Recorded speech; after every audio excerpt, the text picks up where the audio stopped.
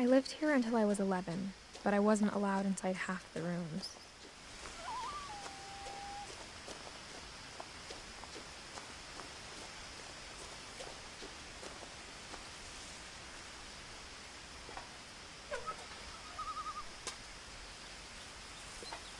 Inside the mailbox were bills from 7 years ago, marked urgent, open immediately.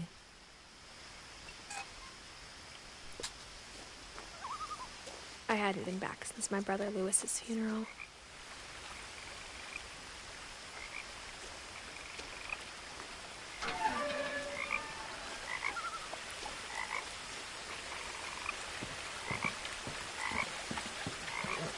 In her will, my mother left me a key, but didn't tell me what it unlocked. Maybe she thought I'd know. Or she thought that the mystery would be enough to bring me back.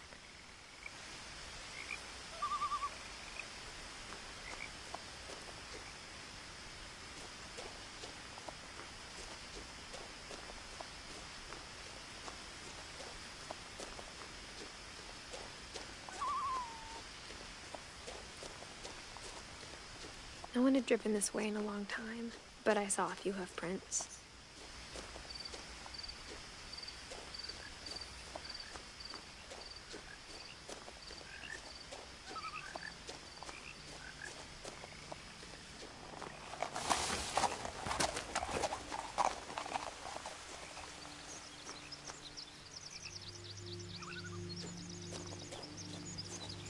The truth is, even after I inherited the house, I never thought I'd come back to it. But now I had questions about my family that only the house knew the answers to.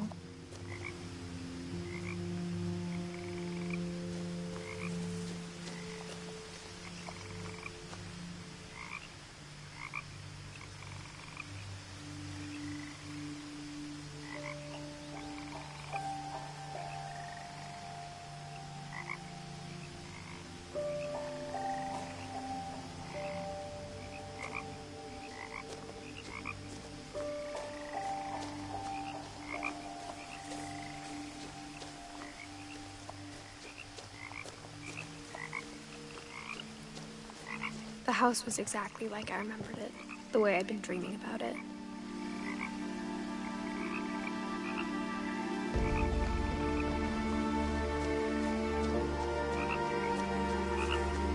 As a child, the house made me uncomfortable in a way I couldn't put into words.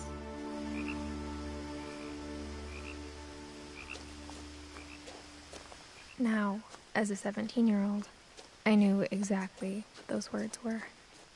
I was afraid of the house.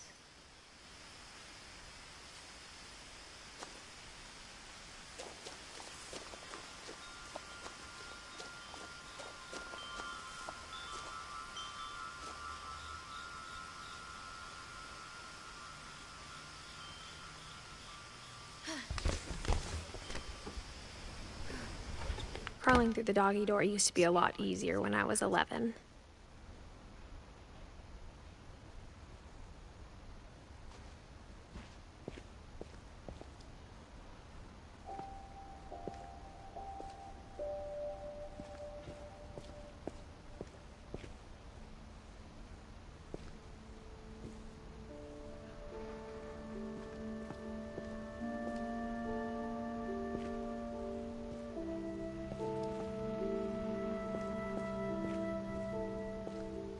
For the first time in years,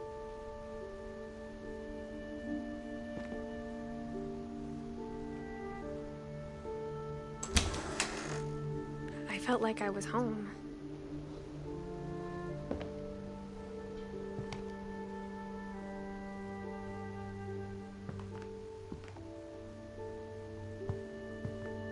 But instead of a family, there were just memories of one.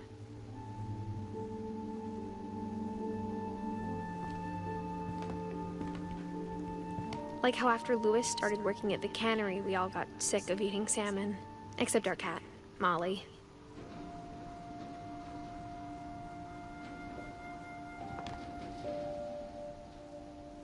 or how only one restaurant would deliver to our house, so we had Chinese a lot.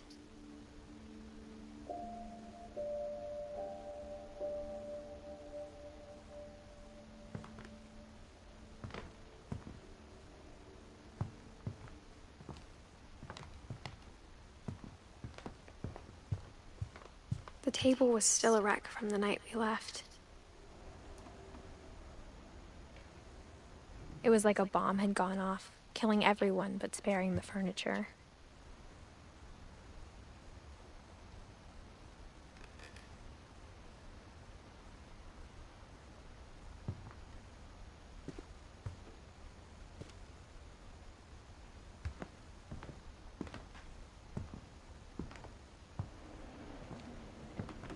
My mom was the only one of us who could imagine Great-Grandma Edie living in a nursing home.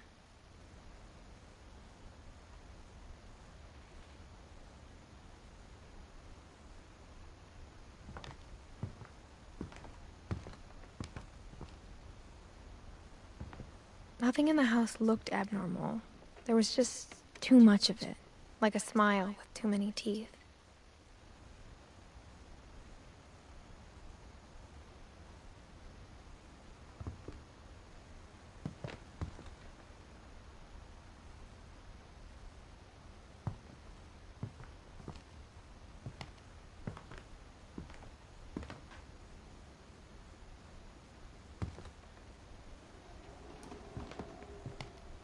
Even the fireplace had a story. Edie told me the bricks came from the original house, after it sank.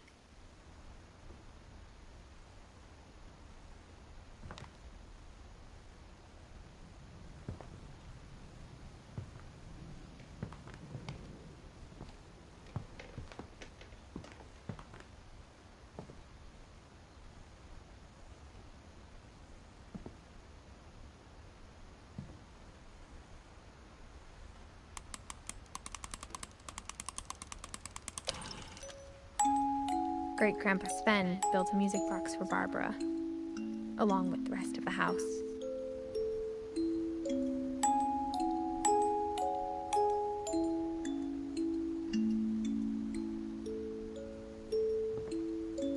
Mom always told me to stay out of the basement, so I wasn't too surprised when the key didn't fit.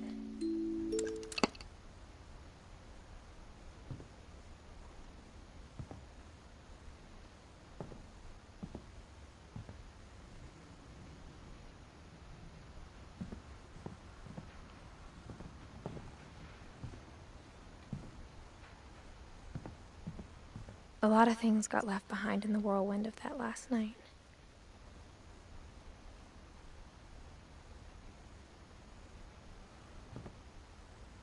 My mom wasn't much of an optimist, but she never stopped believing that my brother Milton was alive.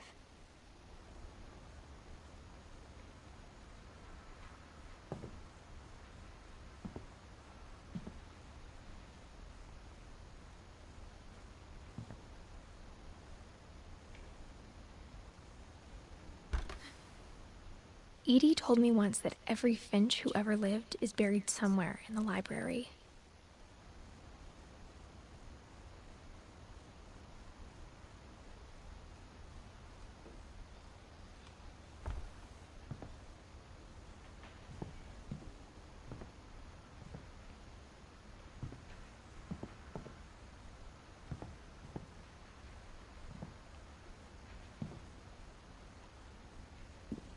After Milton disappeared, Mom sealed up all the bedrooms. Then Edie retaliated and drilled peepholes.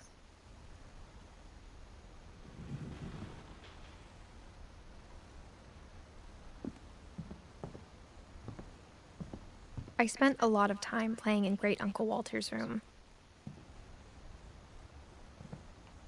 I think my mom sometimes regretted not sealing it up.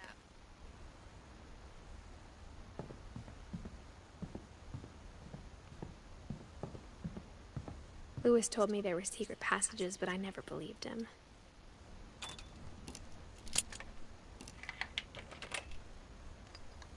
Turns out, my mom was really good at keeping secrets.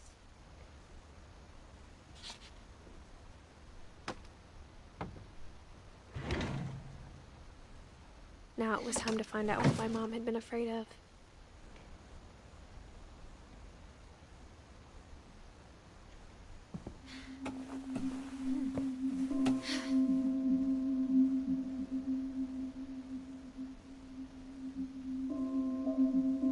From the paintings on the wall, it was clear my brother Milton had been here before me.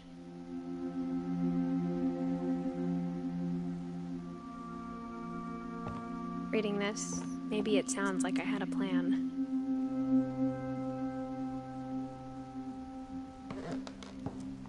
But I had no idea what was behind that door.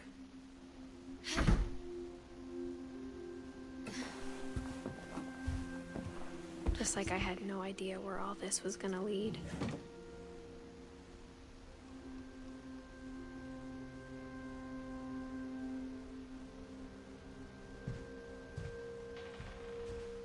I grew up looking at Molly's room through the peephole.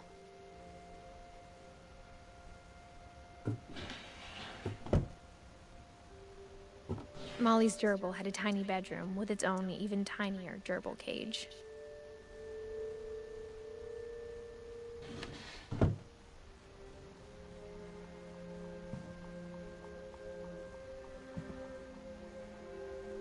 Being inside for the first time, I felt like I'd stepped behind a painting.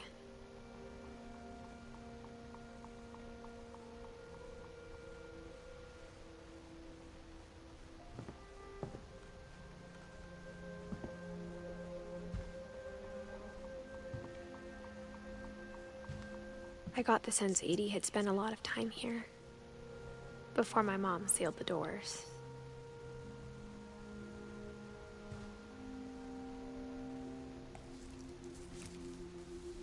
December 13th, 1947.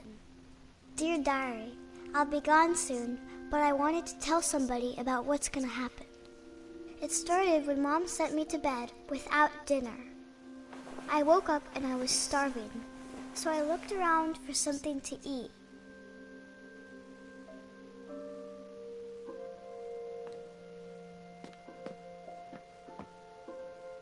The gerbil food was dry, but I didn't mind it.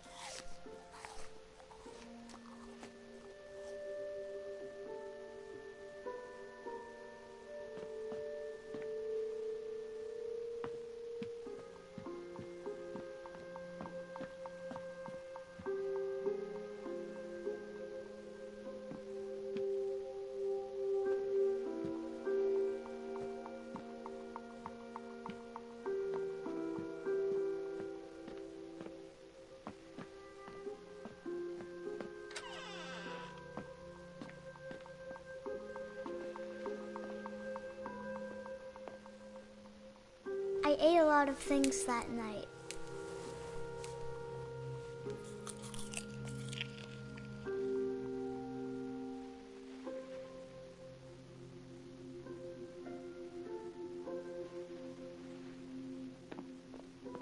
I kept eating and eating.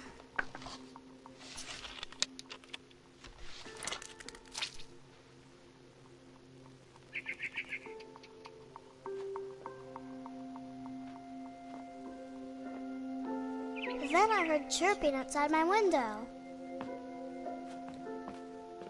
It was a barn swallow going back to her nest. I reached out for her.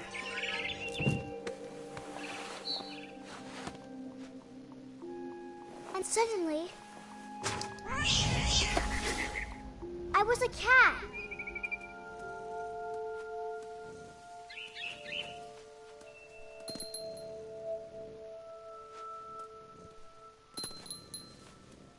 I tried to be quiet, but the bird was really scared.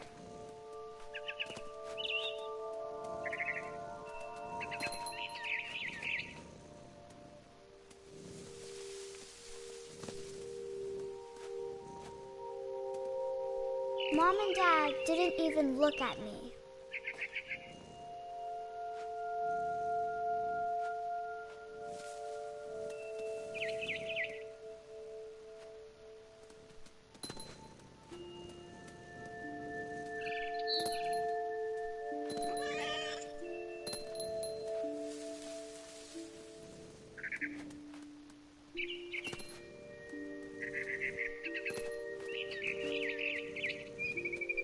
I jumped and I almost got her.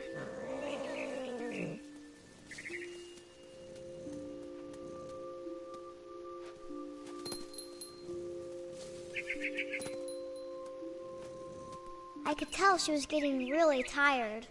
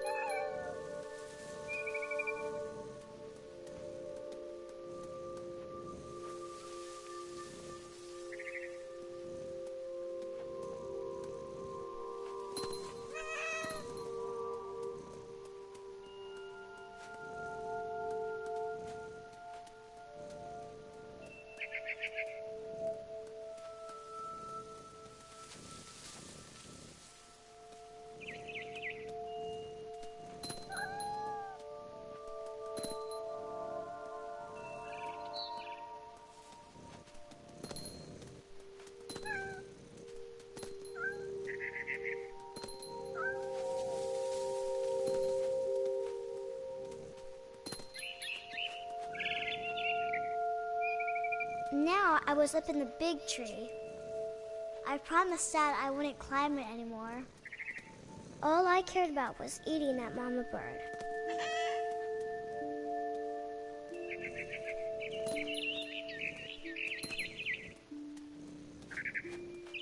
I gobbled her up.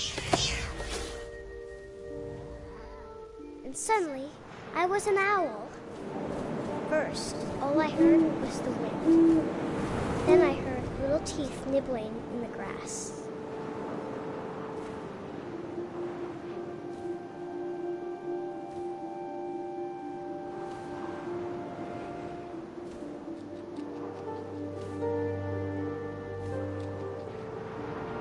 Rabbits.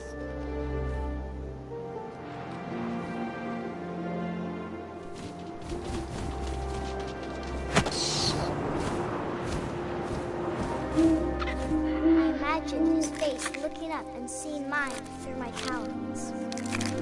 I swallowed him up, and I didn't chew one bit. Then I flew off to find something bigger.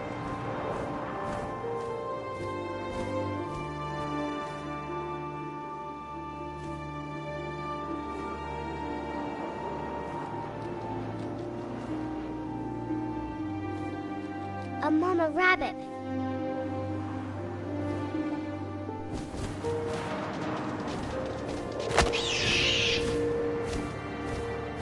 She was almost too big to carry. I started choking, but I couldn't stop eating. And suddenly, I was a shark.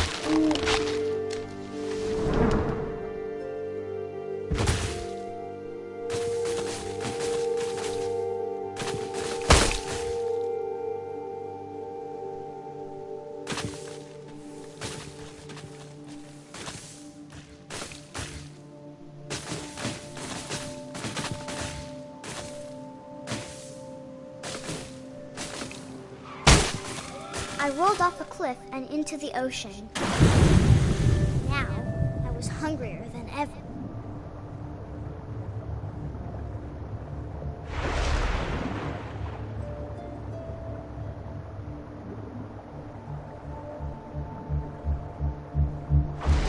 I wanted fat, juicy souls.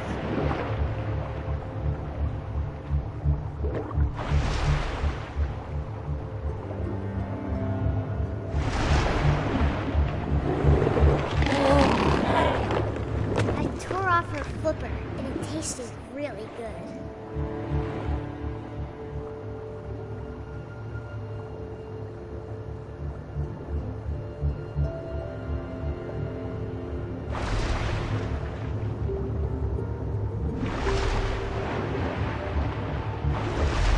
Grabbed on tight, but I was so hungry, I jumped out of the water.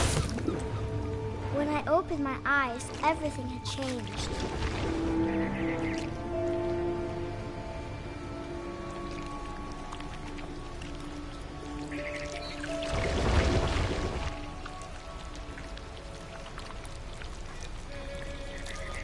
Now I was a monster, and I smelled people everywhere.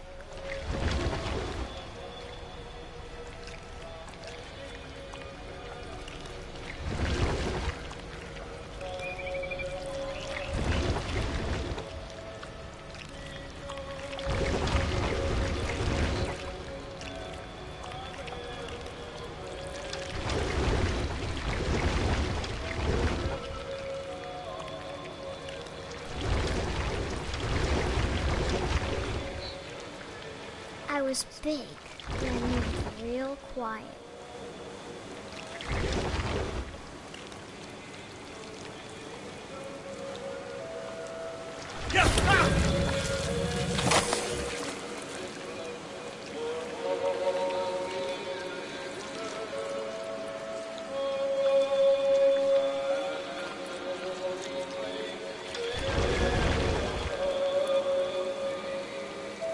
I wanted to stop it, but also I didn't.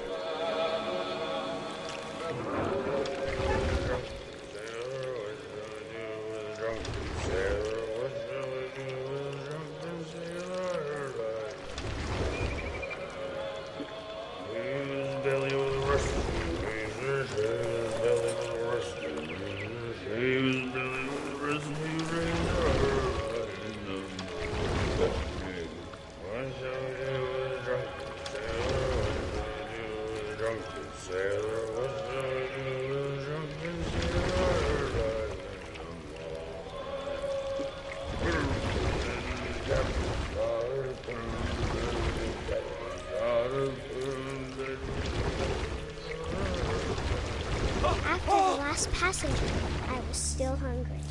And across the water, I smelled something new. Something I had to have, so I swam towards it.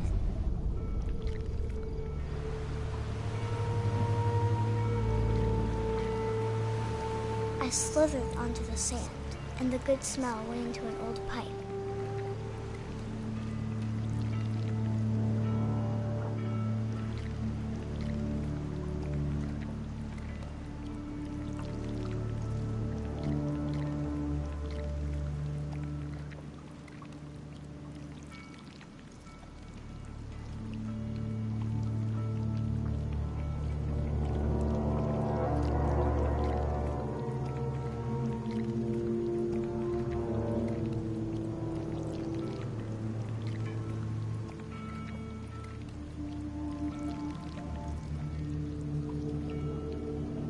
I got closer and closer.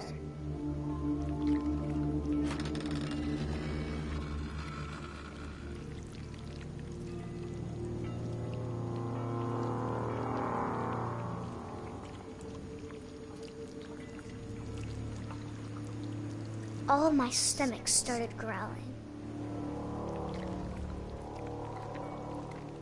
And suddenly, I was me again. I held my breath for a long time, but I couldn't hear anything. I think it's waiting for me to fall asleep. But it's not going to wait much longer. It needs to be, and we both know I will be delicious.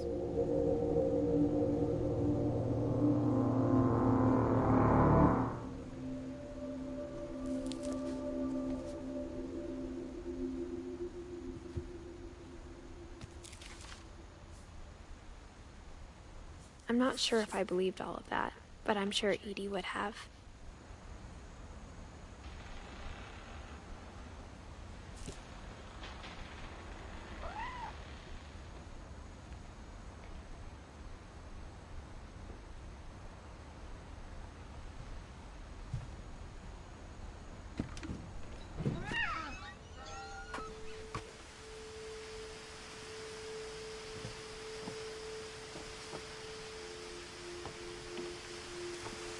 This will be obvious later, but my mom never told me any of these stories.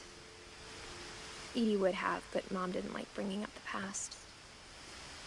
Though, when we adopted a stray kitten, she was the one who named it Molly.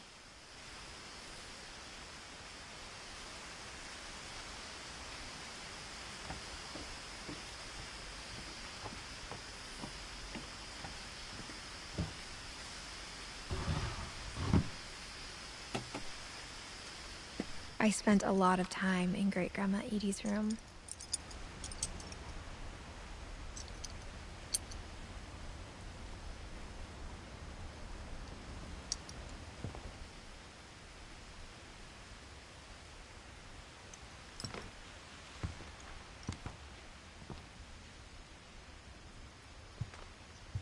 Louis died a week before we left, but Edie had already started to memorialize him.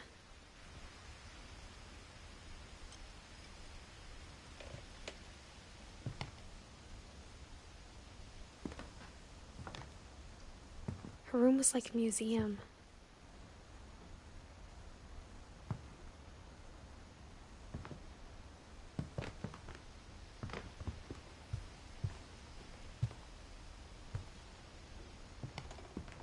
Even in her 90s. Sometimes Edie seemed a lot younger than my mother. When Edie told people Sven was killed by a dragon, she could also have said he was building a dragon-shaped slide that collapsed. She could have, but she didn't.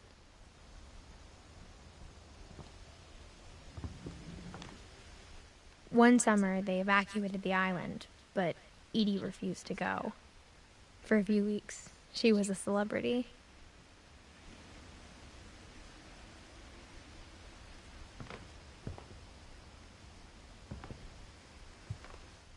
I hadn't thought of myself as Edith Jr. for a long, long time.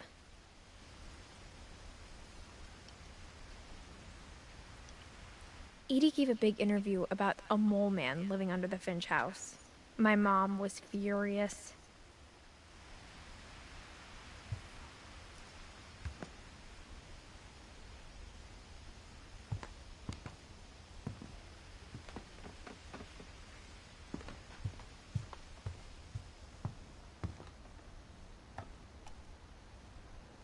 For 500 years, the Finches have been famous throughout Norway for their fortune and misfortune.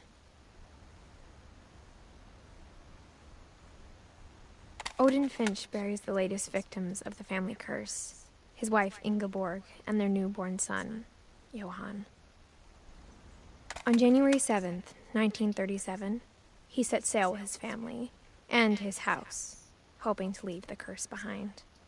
But 40-foot waves off the coast of Washington send the house and Odin to the bottom of the sea. Odin's daughter Edie, with husband Sven and baby Molly, step ashore on their new home, Orcas Island. Odin Finch is the first to be buried in the new family cemetery. His daughter Edie is already dreaming of a new Finch house.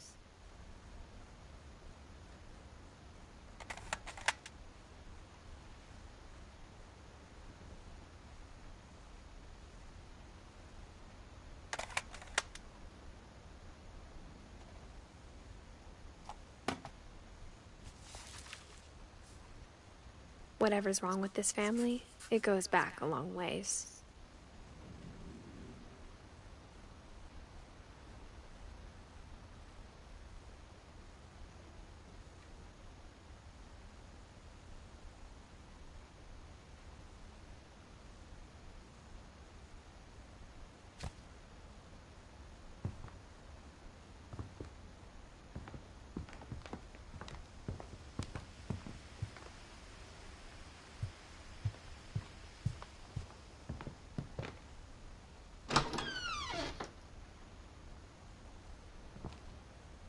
The only trace Grandpa Sam's first wife, Kay, left on the house was the pink bathroom. It was a pretty big trace.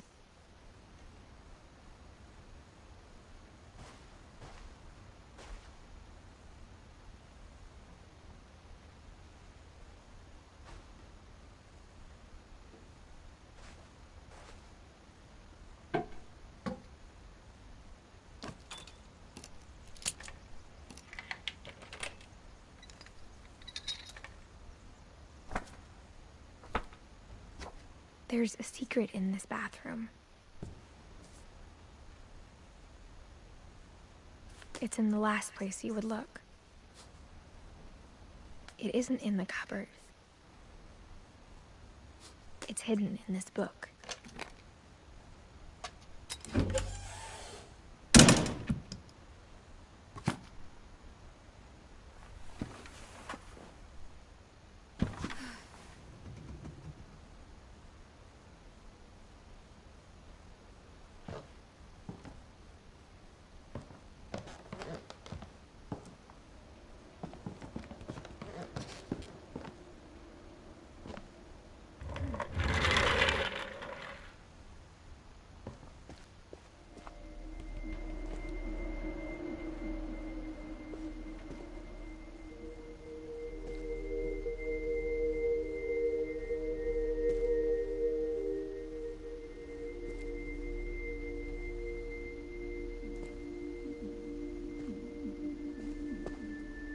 I knew Grandpa Sam had a twin, and that he never talked about him.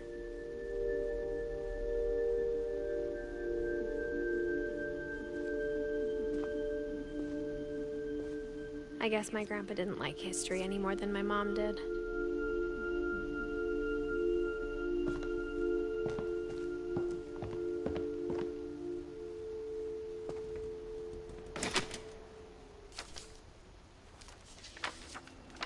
How I Want to Remember My Brother by Sam Finch. The thing I remember is that when he made up his mind, that was it.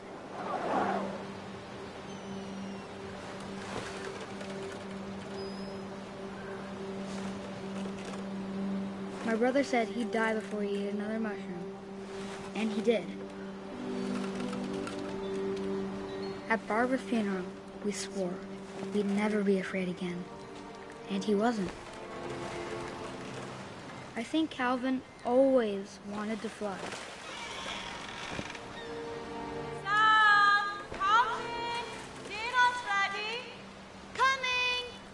But that day, he finally made up his mind to do it.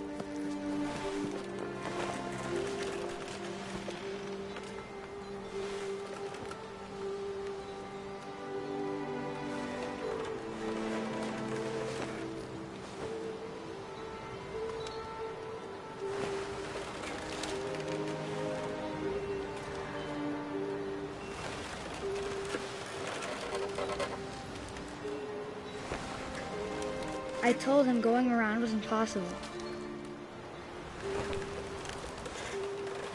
Maybe if I hadn't said that. Calvin, I'm not gonna tell you again. Maybe if the wind hadn't picked up. Then maybe he'd still be here. But I doubt it. I think he'd already made up his mind.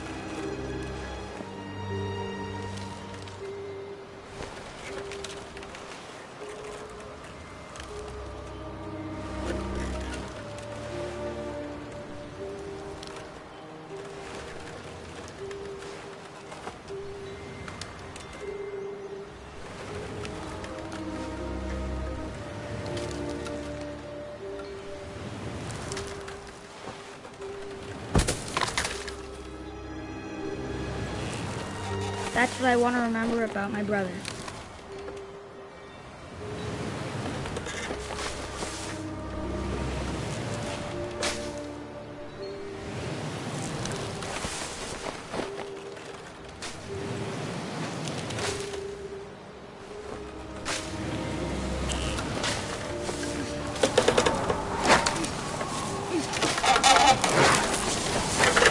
The day he made up his mind to fly. And he did.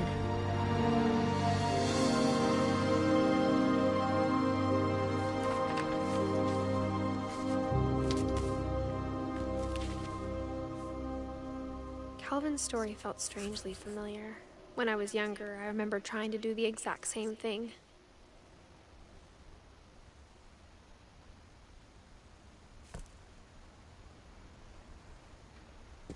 After the funeral, Edie roped off Calvin's half of the room.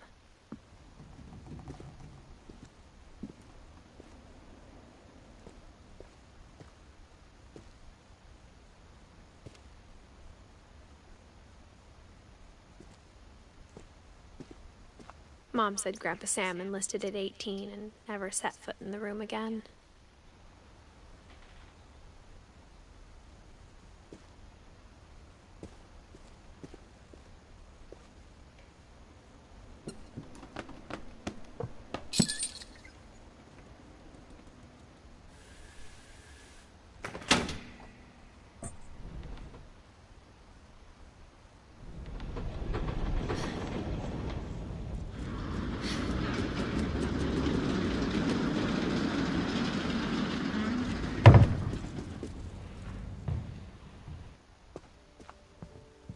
The passages were a pretty tight fit. They'd obviously been built for smaller hands and bellies.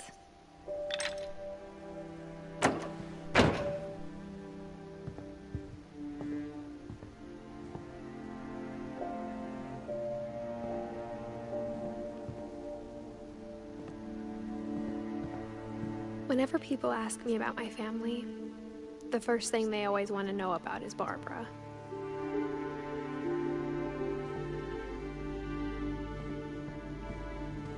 Mom must have locked the third floor stairs on the night we left.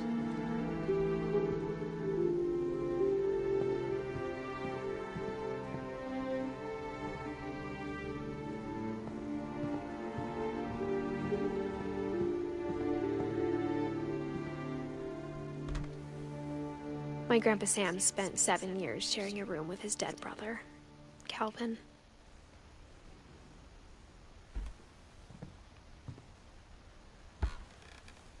As a kid, I just assumed every house had peepholes and sealed rooms you weren't allowed inside of.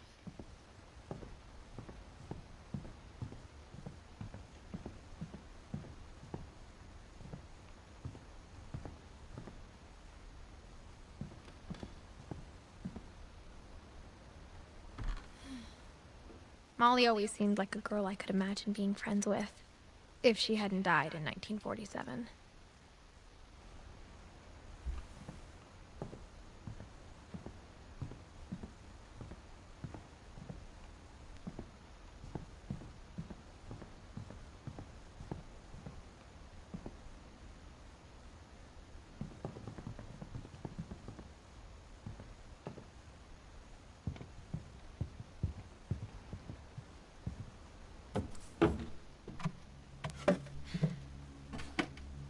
Growing up, I always thought of Barbara as a child star.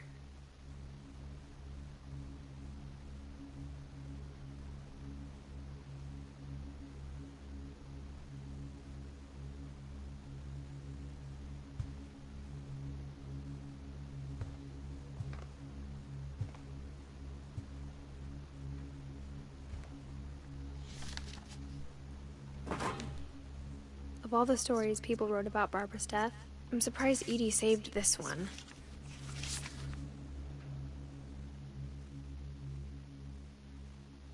Old Jack here with another ghastly tale inspired by America's most unfortunate family. I'm calling it The Surprise Ending of Barbara Finch. As a child star, Barbara was famous for her scream.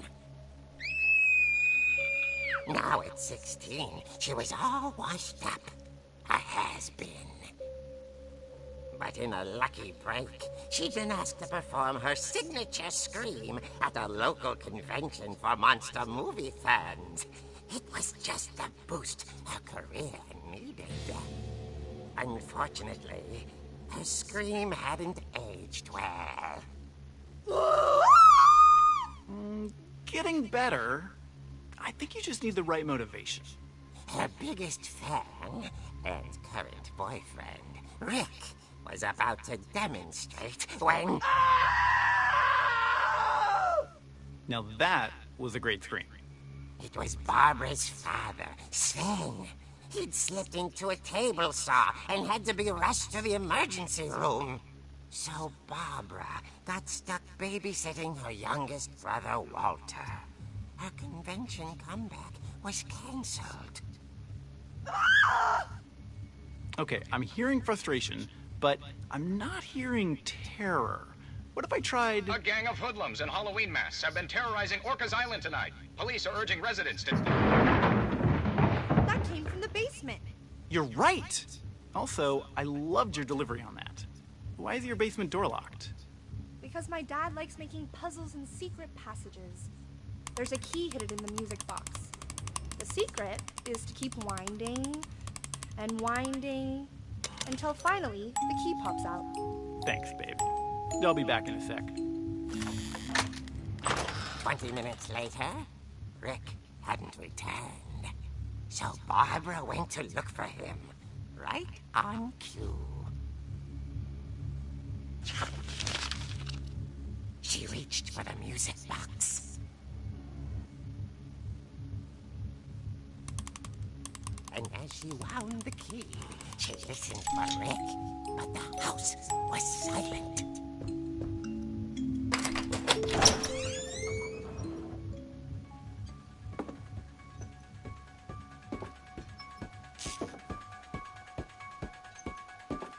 She found Rick's crutch and imagined the worst.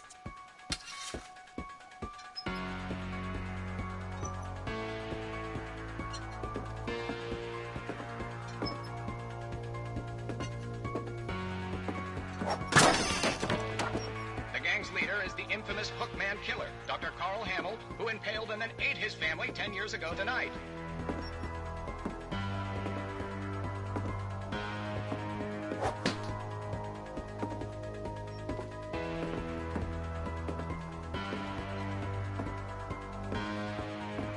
The old fridge rattled and grew still. Oh dear!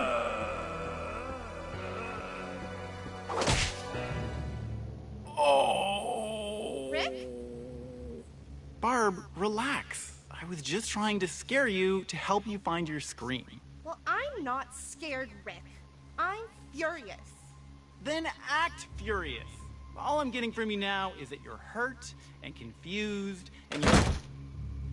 She threw him out, but she kept a little something to remember him by. Barb, have you seen my other crutch? And she was still holding it when she fell asleep watching the late picture show. Hours later... Barbara! Walter, what's going on up there? Ah! Okay, I'm coming up, but if this is a trick, you're dead, Walter.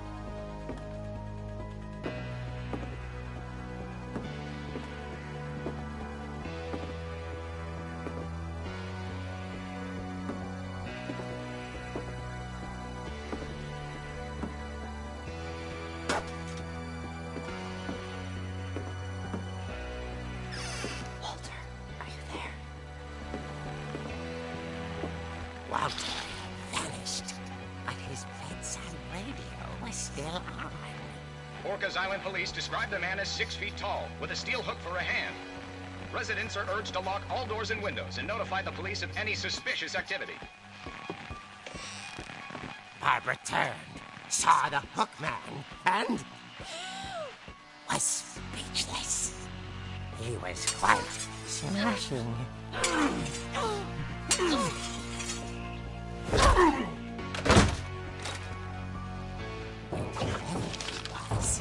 He couldn't get enough of Barbara. Okay, Barbara, there's gotta be another way out of here.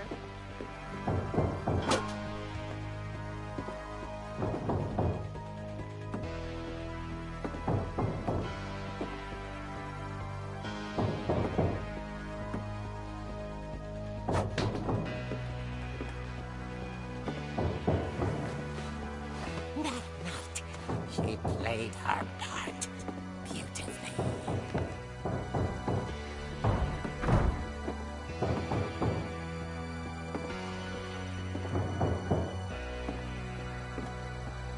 She thought about abandoning Walter, but just couldn't do it.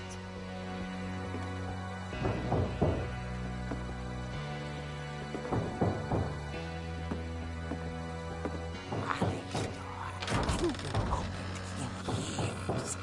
The hinges groaned.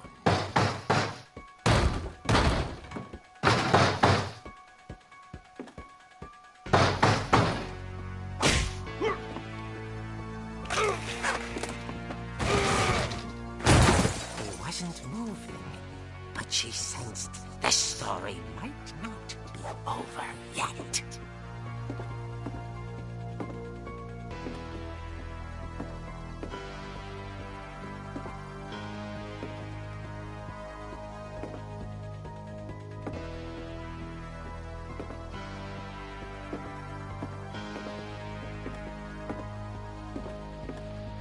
The hookman had vanished. She listened for his breathing, but all she heard was...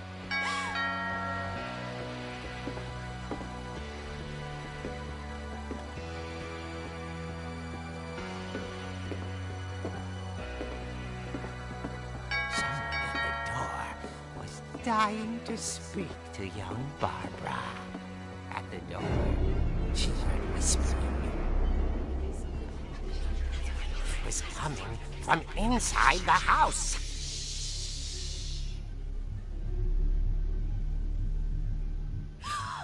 Oh dear. The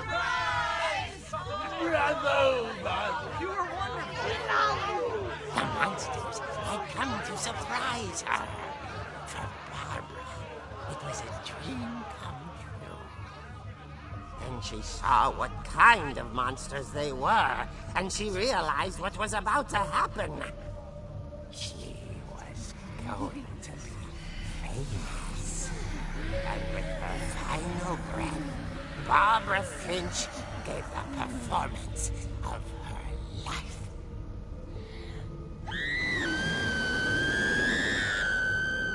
I wasn't there myself, but I hear Barbara was magnificent. Poor girl. She had a taste for stardom.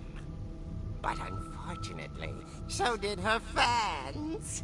Of course, the police blamed it all on poor Rick, who disappeared the same night. And little Walter? Hiding under his bed the whole time. He took it all pretty hard, but that's another story. As for Barbara, tucked inside the music box is all they ever found of her. Her ear. Now that's what I call a real eerie tale.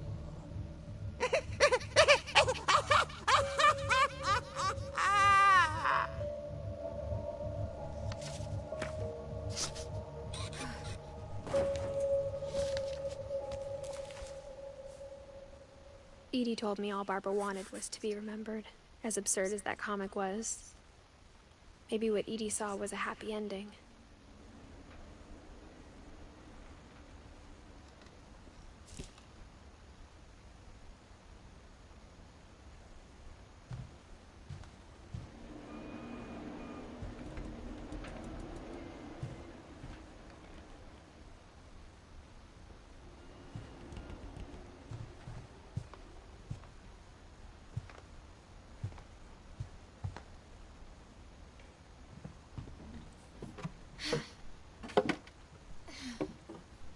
I guess now I know why Mom didn't like me playing with the music box.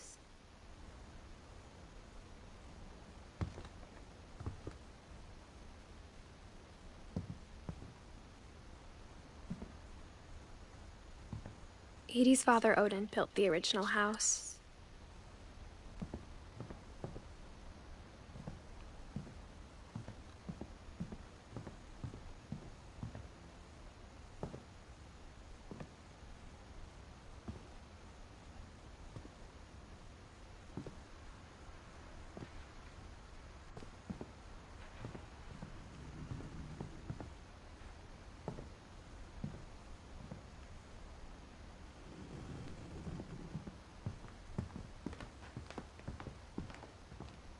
It's funny.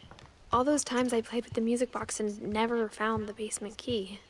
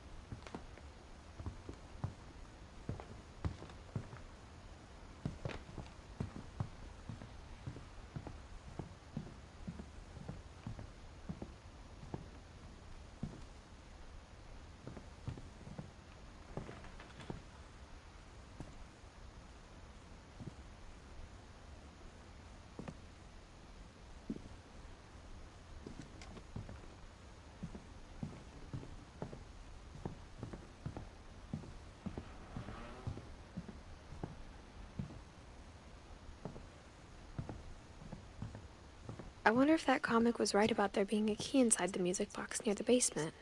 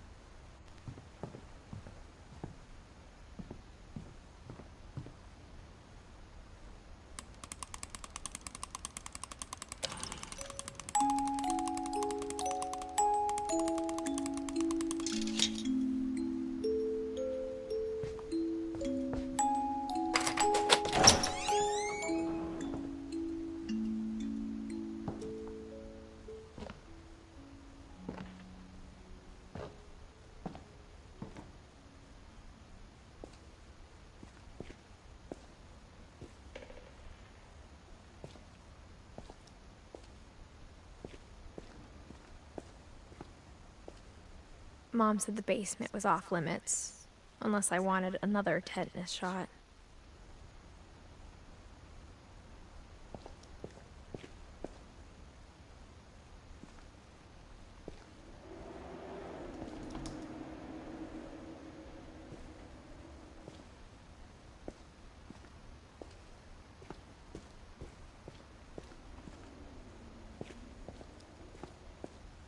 I saw Edie sneak down to the basement once, carrying packages.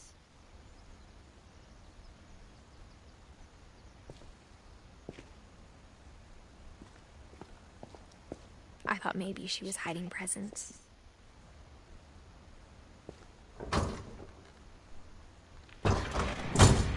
It turned out she was hiding a lot more than that.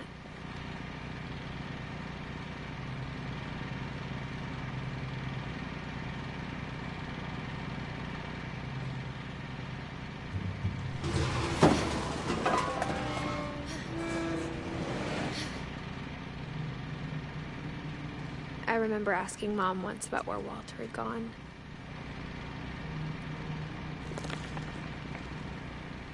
She said after Barbara died, he got as far away as he could.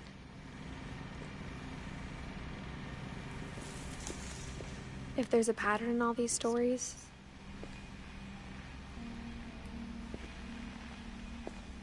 I think it's that none of us has gotten very far.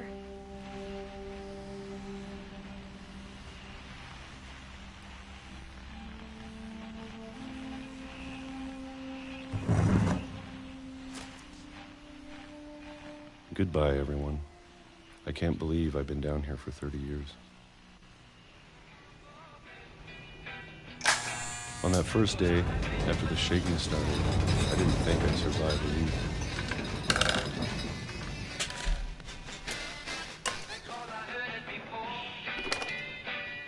But after a few days, I settled into a routine. That's what kept me sane. Having a schedule, living for today. I always expected to be dead tomorrow.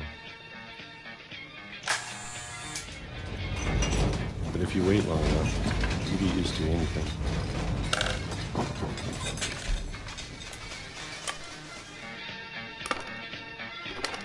Even a monster on the other side of the door starts to feel normal. Almost friendly.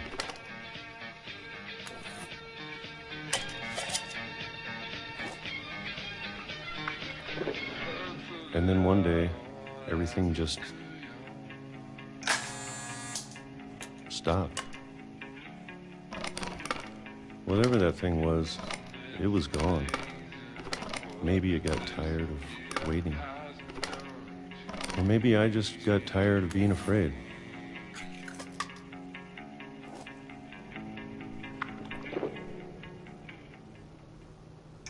It's been a week now, the longest in 30 years. I'm done waiting. I have to leave while I still can.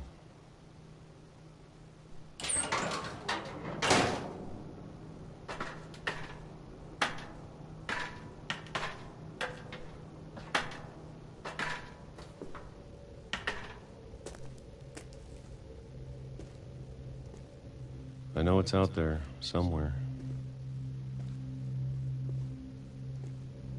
Whatever killed Barbara and Molly.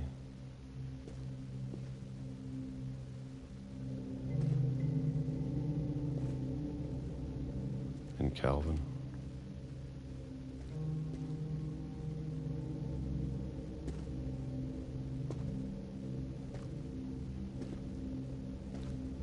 Maybe this is all a mistake. But I need to stop living the same day, even if it kills me.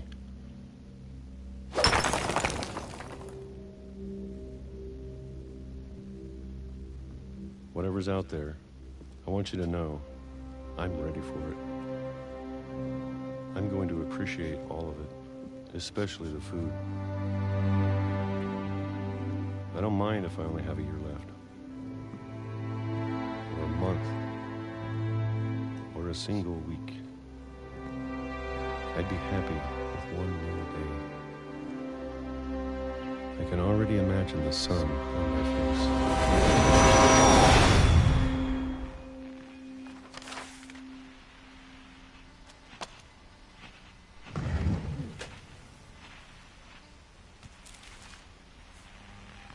Walter died when I was 6. I can't believe my mom never told me he was down here.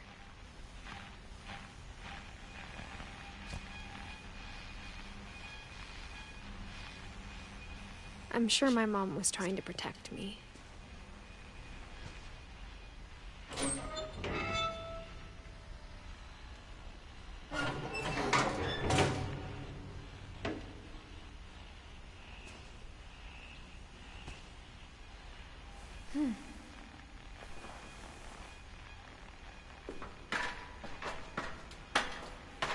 Maybe she was afraid I'd end up like Walter.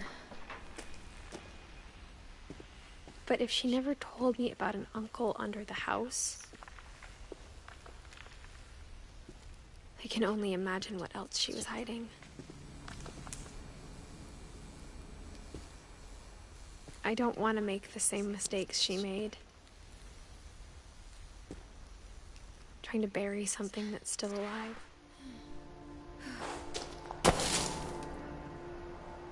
Now that there's only one of us left, or maybe 2,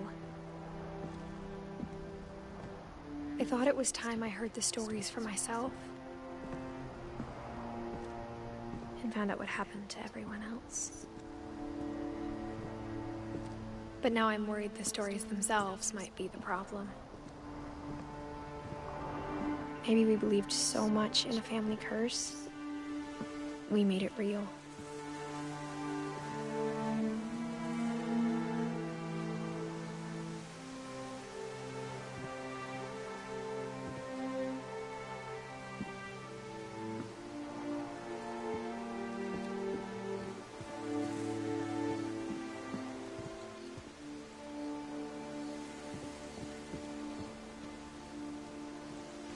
I don't know if I should even be writing this.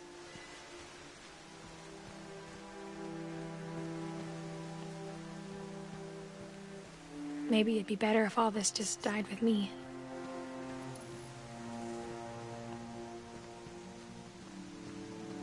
But I thought you should know about your family.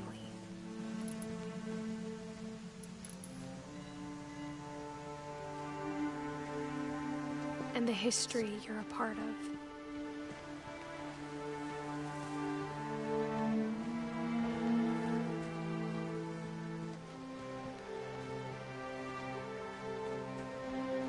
Though to be honest, I feel as lost as you probably do right now.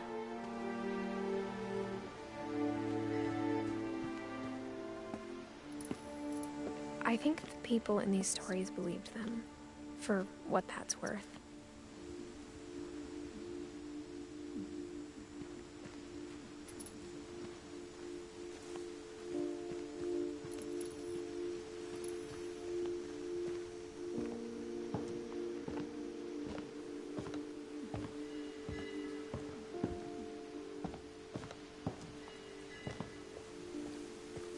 And when you look at the house, had that history of imagination and stubbornness and madness, any of it seems possible.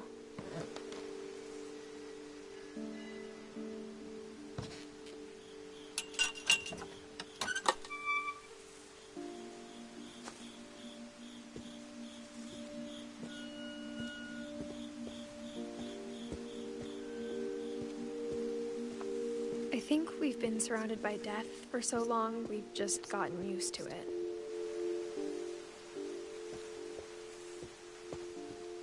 What kind of family finishes building a cemetery before starting the house?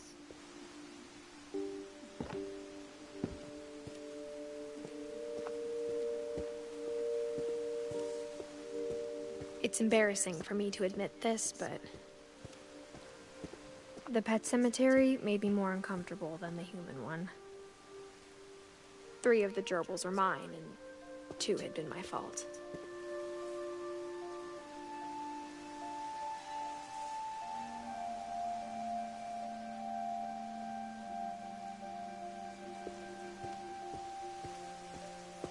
Sven built the house, but it was Ediht who designed the cemetery.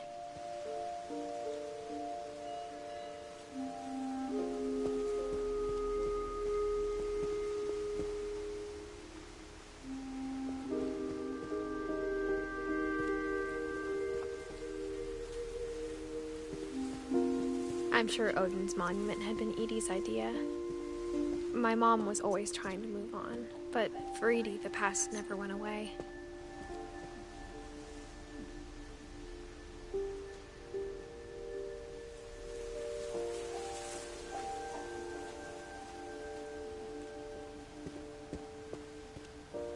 She could see it poking out of the water at low tide.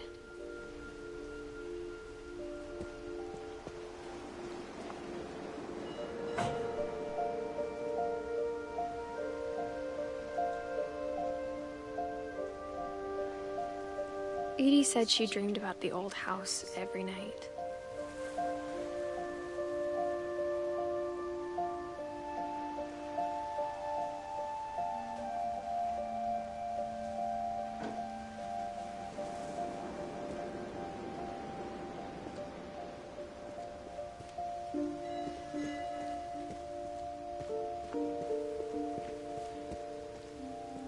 Ediht's side was always easier for me to understand. But the older I get, the more I can see where my mom was coming from.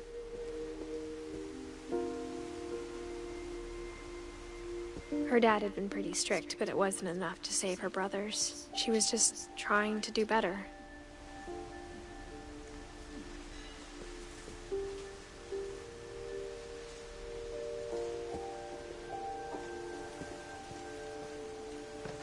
She lost 2 of her brothers, just like I did. I get why she tried so hard to protect us.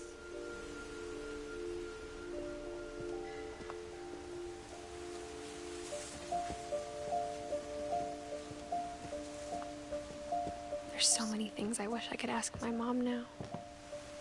Part of me thinks this is what she wanted all along. For me to come back someday and find everything out for myself.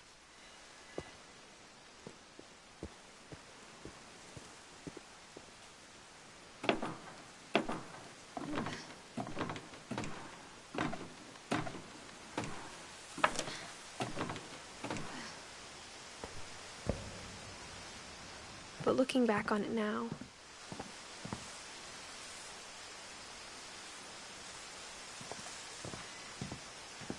if she told me there was going to be so much climbing,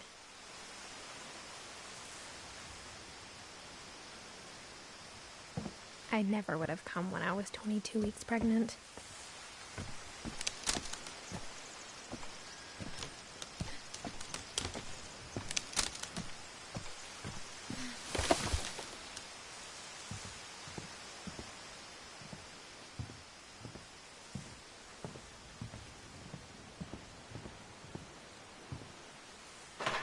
I never met Grandpa Sam, but I think he and my mom had a lot in common.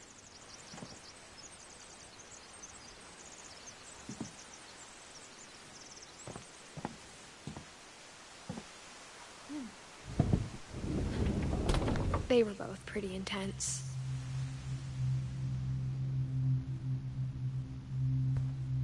Sam spent his life shooting photos, but Mom said he got nervous being in front of the camera. I guess we're all afraid of something.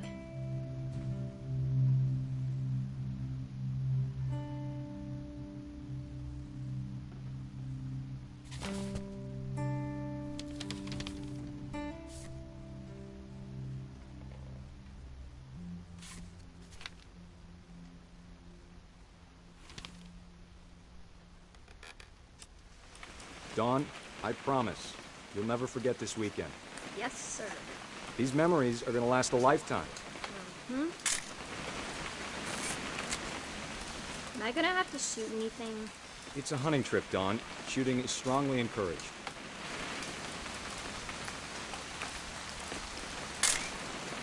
Shouldn't we be leaving? Just want to get a shot of you, Dawn, then we can take off. What?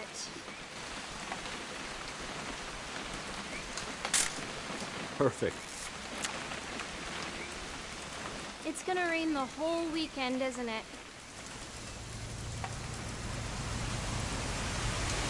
I will never forget this weekend, Dad. That's the spirit. Okay, got it. I'm gonna take some pictures, okay? Just be careful. That camera's older than you are.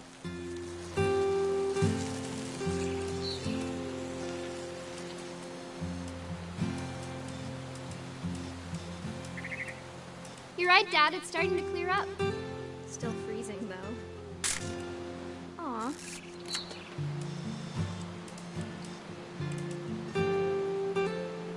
Definitely should not have drunk all that coffee.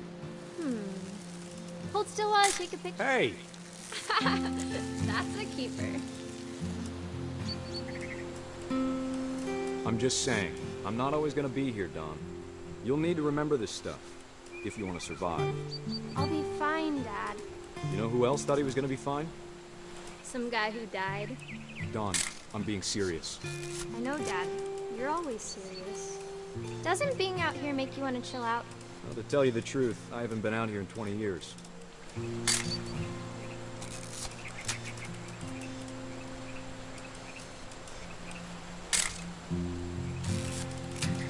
Last time I was with my brother Calvin. Man, that was a great trip. Dad! Good eyes, Dawn. Before Before you take the shot, let me get a picture of you. Dad,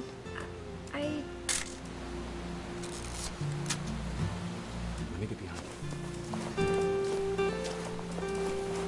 do I have to do this? Dawn, you don't have to do anything. But if you want to survive... Great shot, Dawn!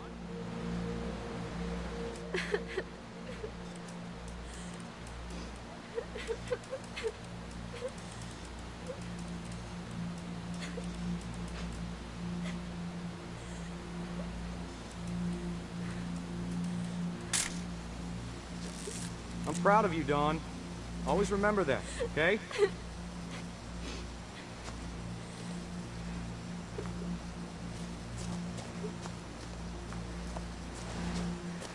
Sorry, Dawn. Just gotta reset the timer.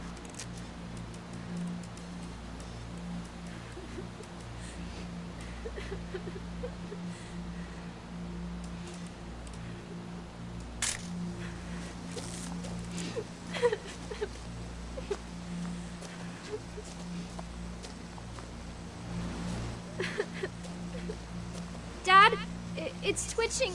I think That's it's totally normal, Dawn. Just focus on the camera. Try not to think about... Dad!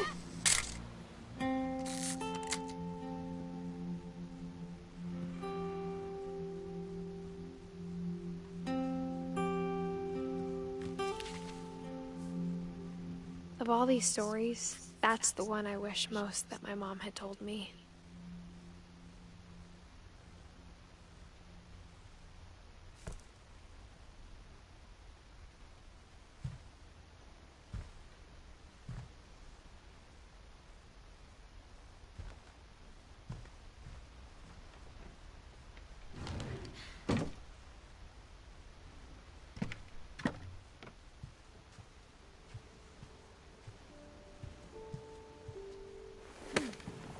After Sam died, my mom and Edie got really close.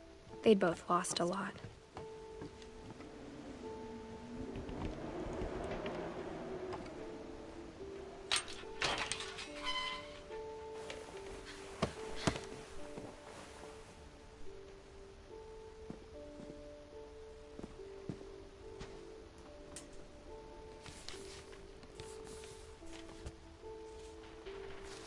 Dear Kay, do you remember the way Gregory used to laugh when he thought he was alone?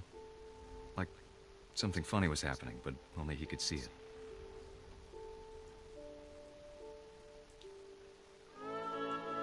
I think he saw things the rest of us don't.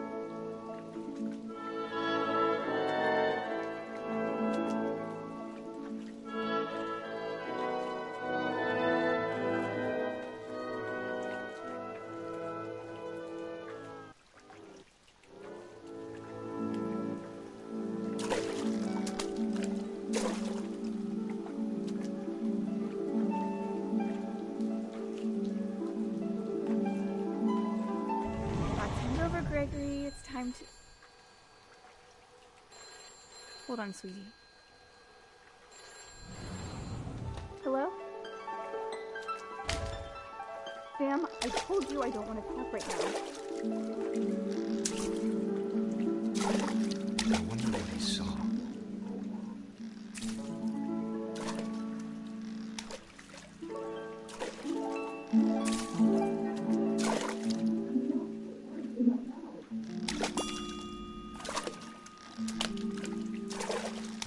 What his world was like.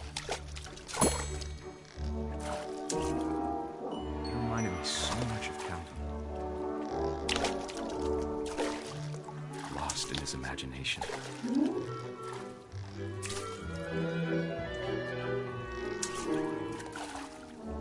Whatever it was, he saw.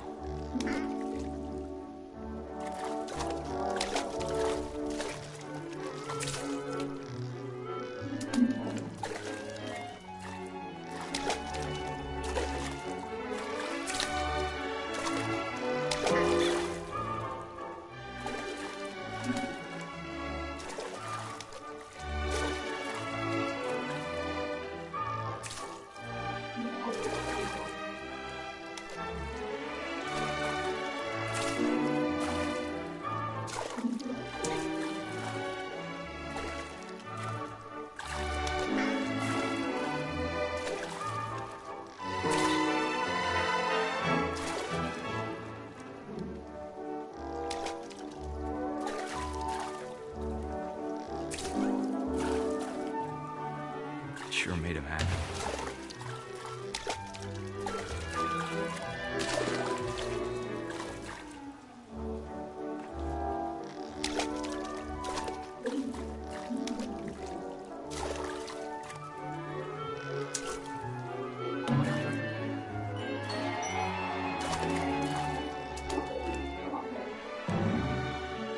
I know how silly it sounds.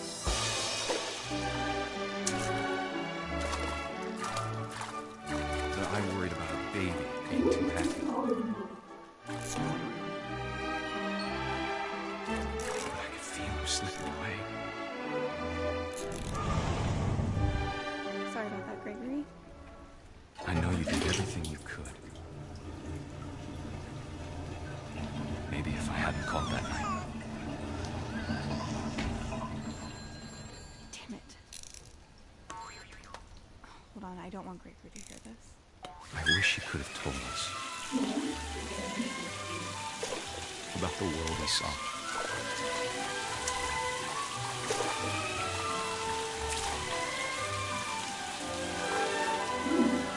There's so much I don't understand about Gregory, about everything.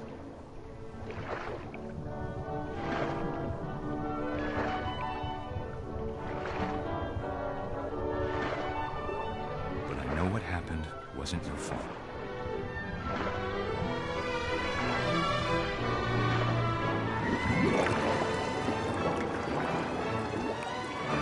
I'm sure he's happy. And he'd want you to be happy too. Good luck, Kay. Love, Sam.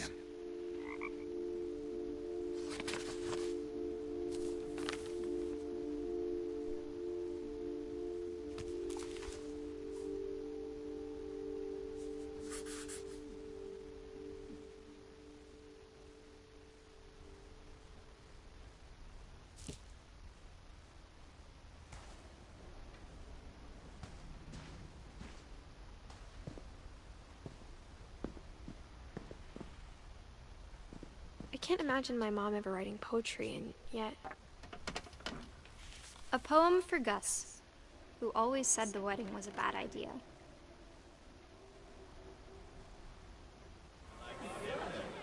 Our father never hit us kids, at least not very hard, before the day my brother said with teenage disregard that he'd be dead before he'd see a wedding in our yard.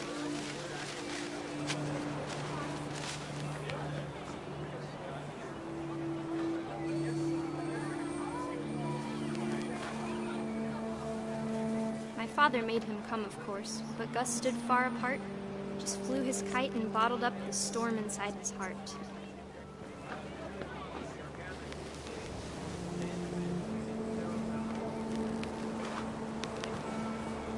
I tried to talk him out of it, but though he'd never met her, we don't need a stepmom, were the words that I now pronounce you husband and wife.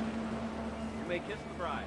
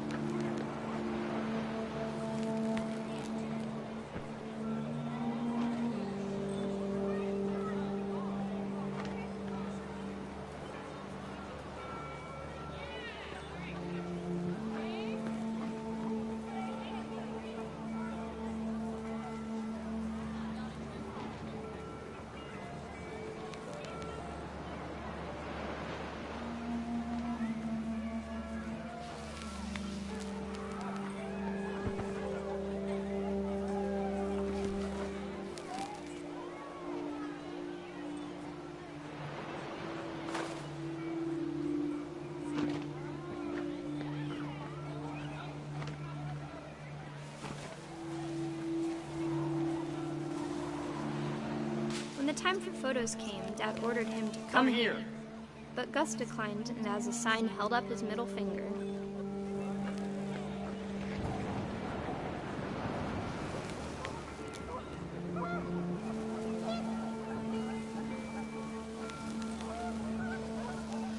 wind picked up, and panicked geese appeared and quickly went. But all the humans did that day was go inside the tent.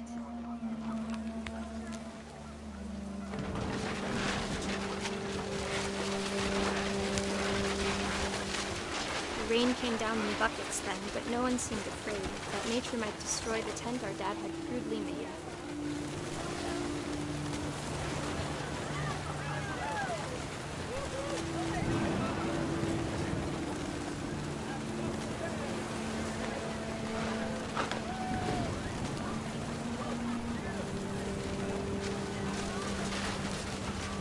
The thunder sounded much too close and full of angry power. But all my father said to this was, "Make the music louder."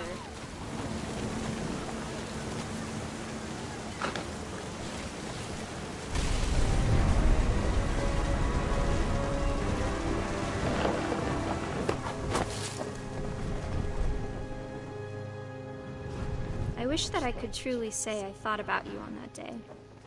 Out there on the beach alone, just you, the wind, the sea, and foam. But I didn't, until we found you.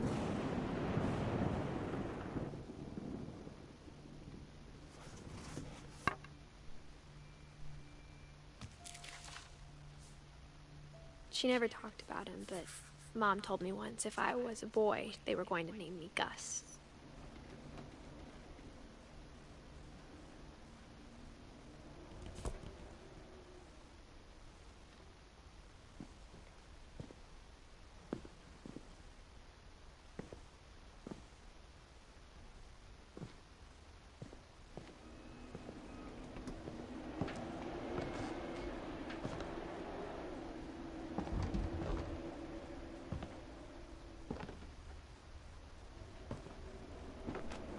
My mom moved up to the loft after her brothers died.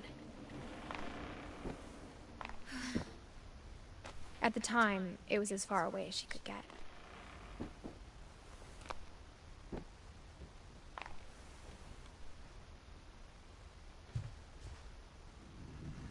Religion was another thing my mom never talked about, but I think it helped her a lot after her dad died.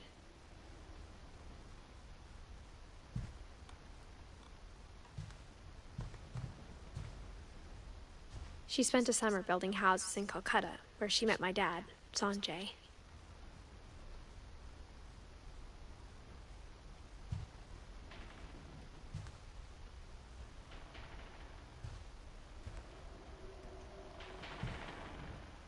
My mom moved to India a week after graduation and got a job teaching English.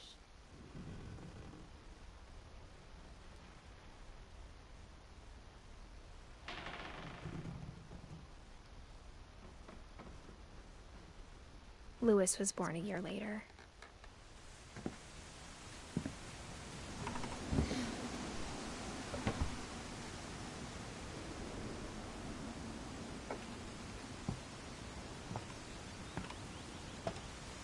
When my dad died, I don't think Mom knew where else to go. I'm sure Edie was happy to have her back.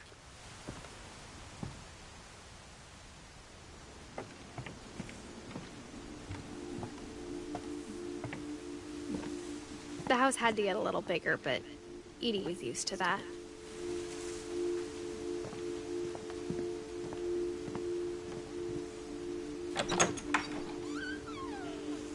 And for a while, things were good. Almost normal.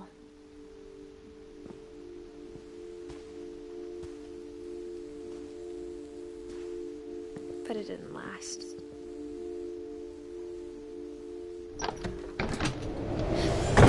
The beginning of the end was Milton's 10th birthday, when Edie gave him a castle.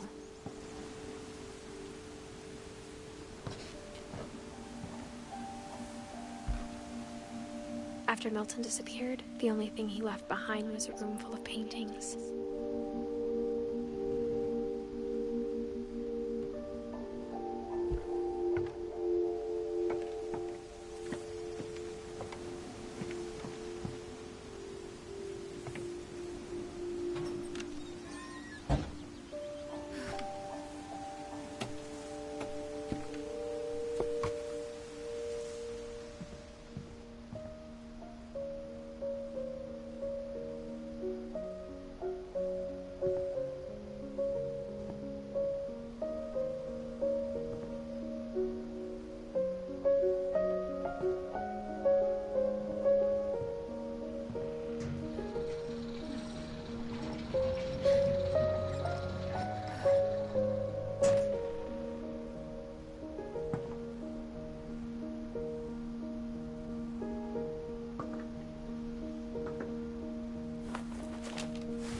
Milton Finch in The Magic Paintbrush.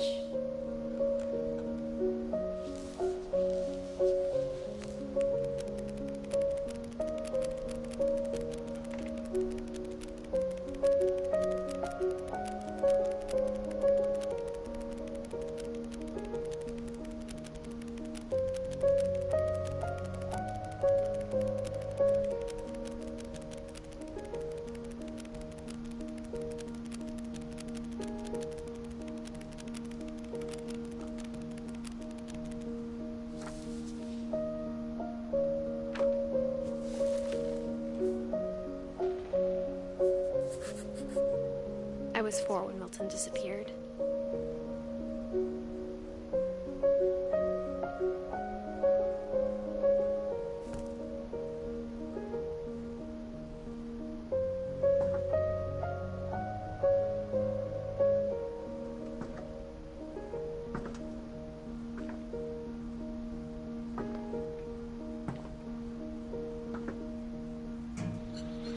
Mom spent months searching for my brother. Then she sealed the doors.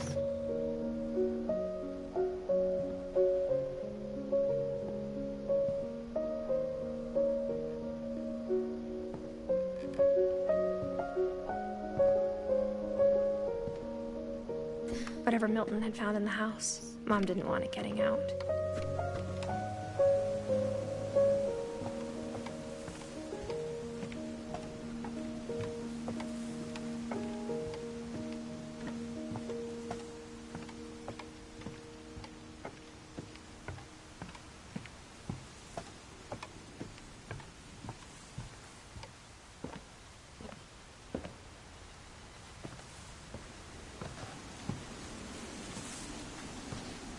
Mom definitely blamed Edie, but I think Louis blamed himself.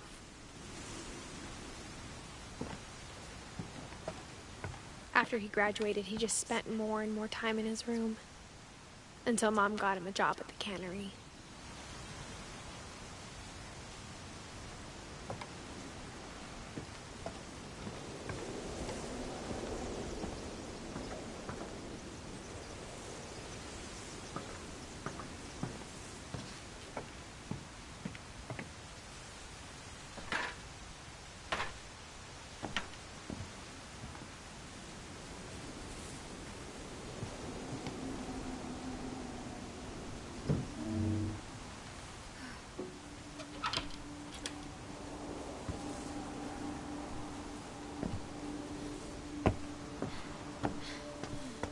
Louis's room smelled very, very familiar. That part of him lived on.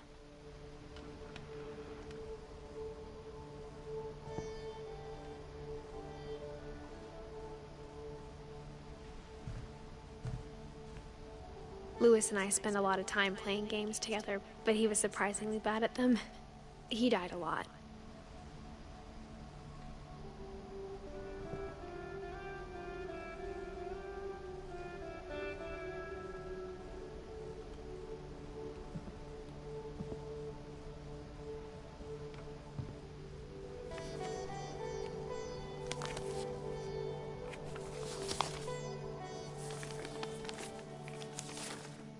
Dear Mrs. Finch, as Louis's psychiatrist, I can understand your desire for an explanation. As I see it, the trouble began in January, shortly after we convinced your son to seek treatment for substance abuse. Newly sober, I believe Louis first noticed the monotony of his daily life.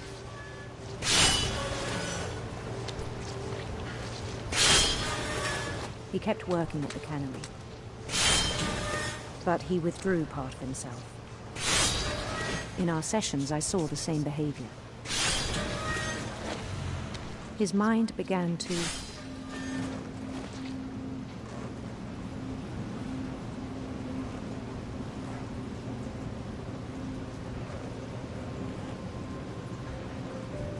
wander.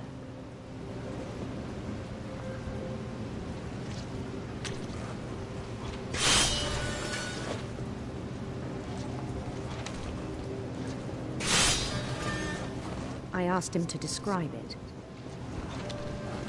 He said he started small. imagining a labyrinth. He'd feel his way about. Then something moved. Bats. And toads.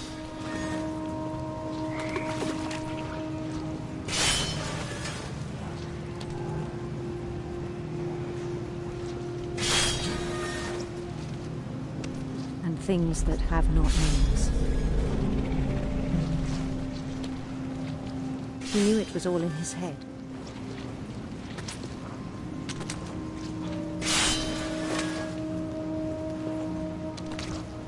But he took it very seriously. I had hoped he'd find himself.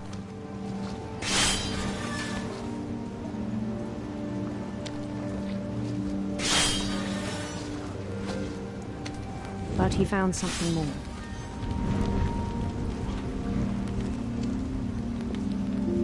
I worried about him then, daydreaming at the cannery. I spoke with his boss, but he said Lewis had become a model employee. Methodical, tireless, focused. Like a whole new Lewis. So I let him go on.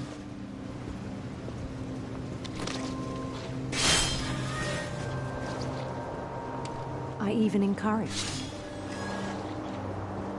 It seemed very promising at first.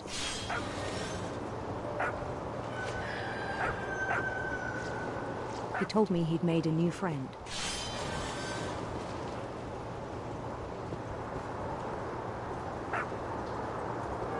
On the edge of a city he named Lewis Topia. He built the city up slowly, brick by brick. Then he made musicians.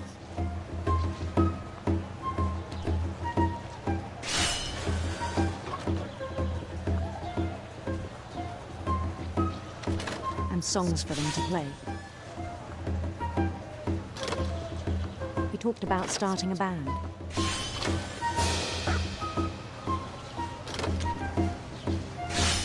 And he was always humming something. Every day his imagination grew stronger.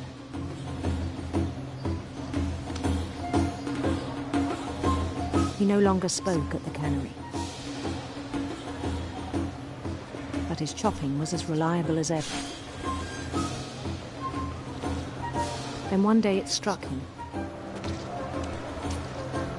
that all the cheering crowds, even the stones under his feet, were all in his imagination, so he could do whatever he wished.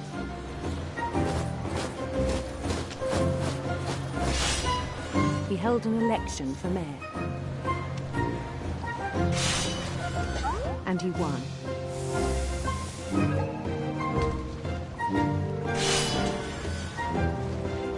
They begged him to stay, but his mind was already wandering.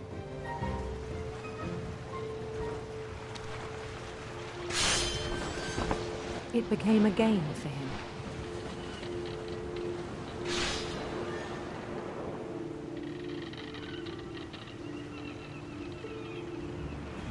He'd conquer a city, then immediately push on.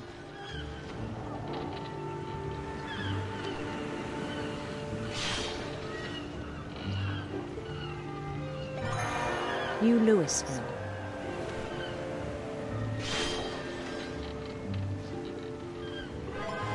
St. Louis. He started drifting away from our reality.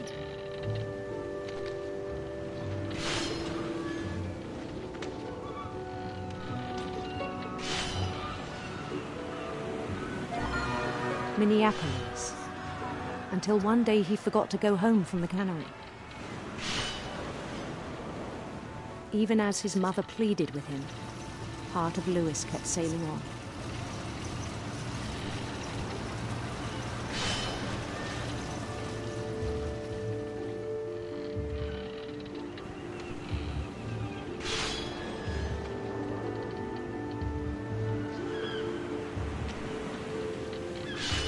In Lewisburg, he heard rumors of a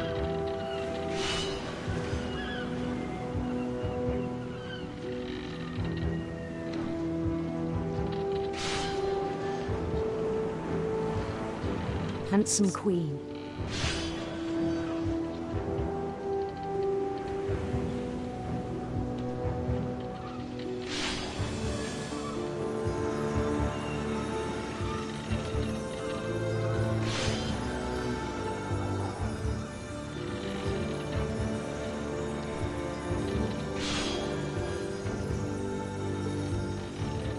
The queen was on her own quest for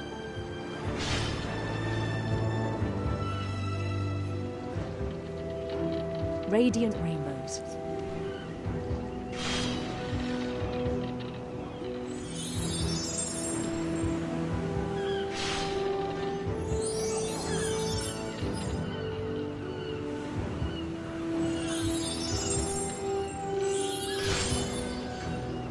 He followed the sound of her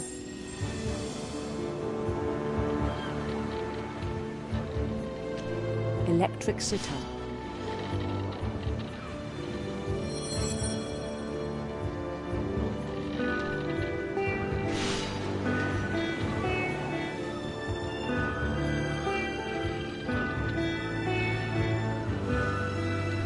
His chase led him to a golden palace east of the sun and west of the moon.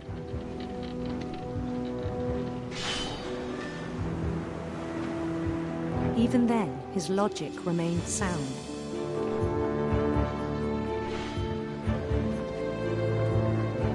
He knew the world was all in his imagination.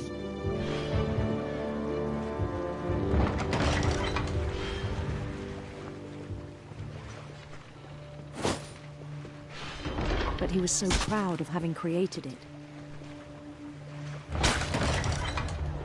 In his own eyes, he'd become something greater than a king.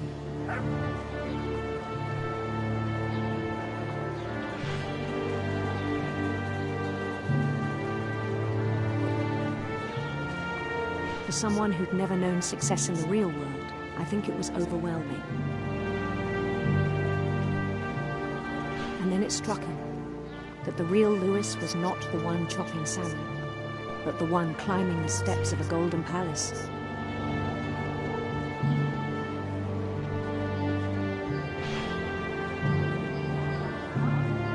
My imagination is as real as my body, he told me. It was hard to argue with him.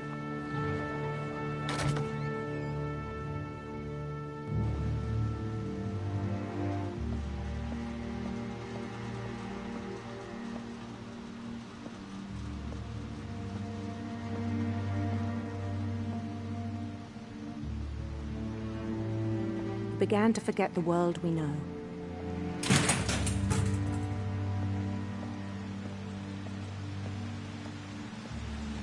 I think it pained him to remember Lewis, the cannery worker.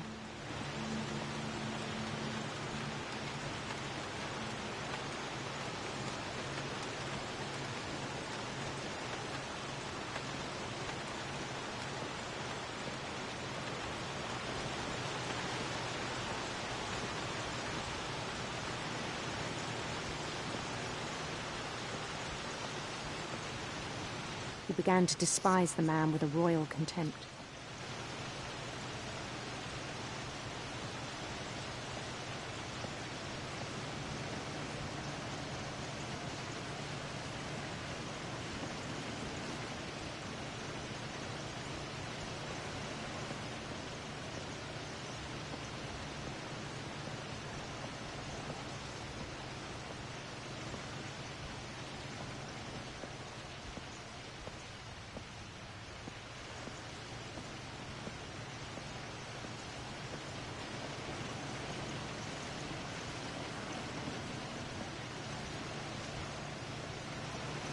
I still thought I could save him. Even after he said he was being crowned king over all the lands of wonder. The palace would be packed with his companions.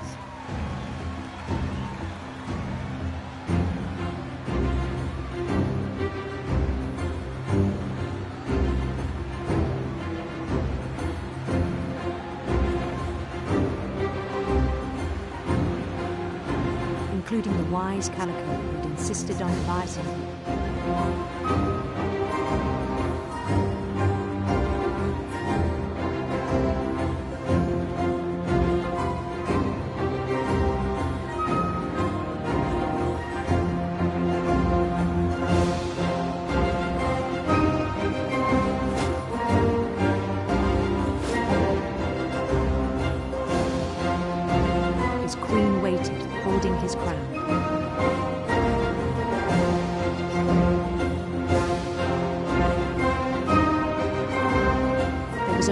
thing to do.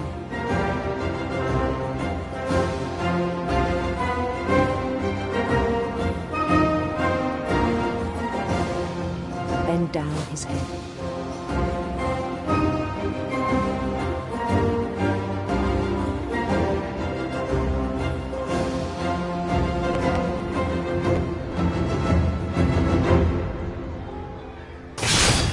And the rest I think you know.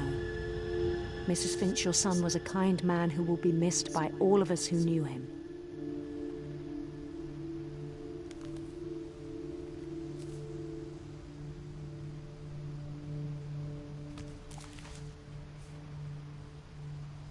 My brother was really cool. I wish you could have met him.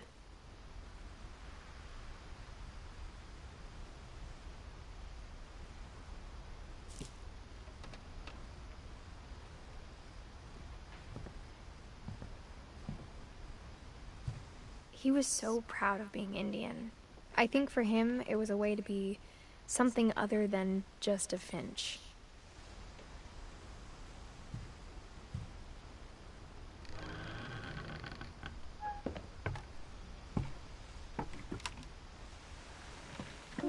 On the way back from Lewis's funeral, my mom told me to start packing.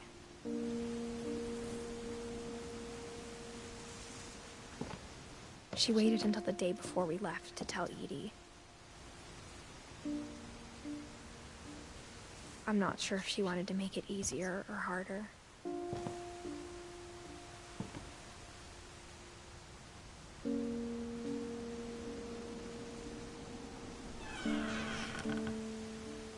I wish we'd stayed.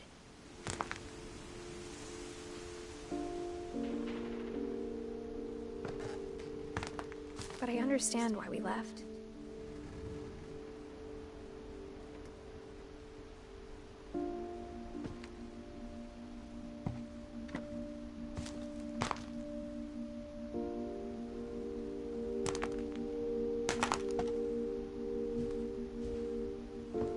My mom ended up leaving everything behind.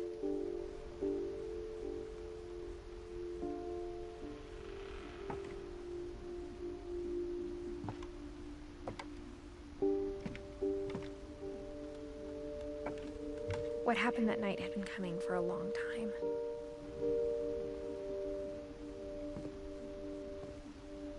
Maybe it should have come sooner.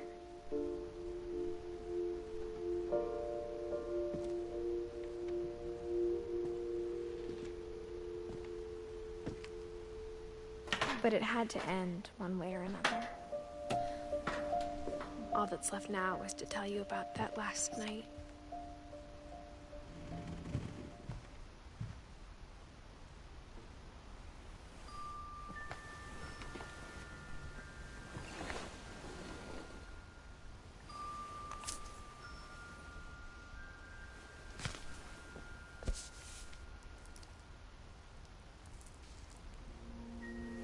That whole last day, Edie just watched us pack and didn't say a word. Until supper, when she raised her glass and said, "To our final night together, and all our final nights apart." Grandma, you know what I said about alcohol. Some of your medications are very Edith, specific. I left a present for you in the hallway. Why don't you go open it? The grown-ups have to argue now. I'm sorry, you're right. We're all leaving tomorrow. Let's just enjoy our last... I'm not leaving. Edith, you're excused.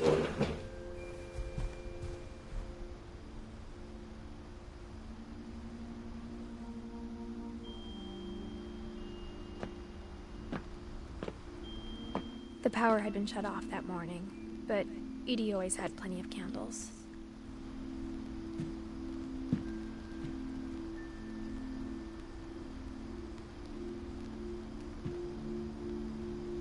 When my mom sealed the library, I don't think she knew about the other entrance.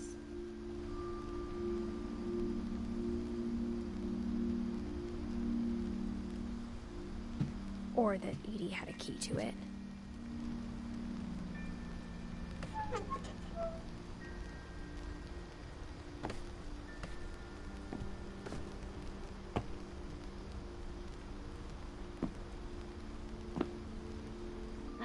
thing you're afraid of isn't going to end when you leave the house.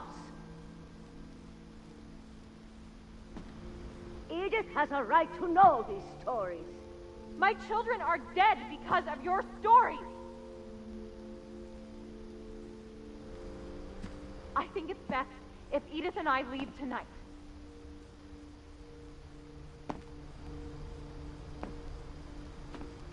We'll have the nursing home send a van for you in the morning, okay?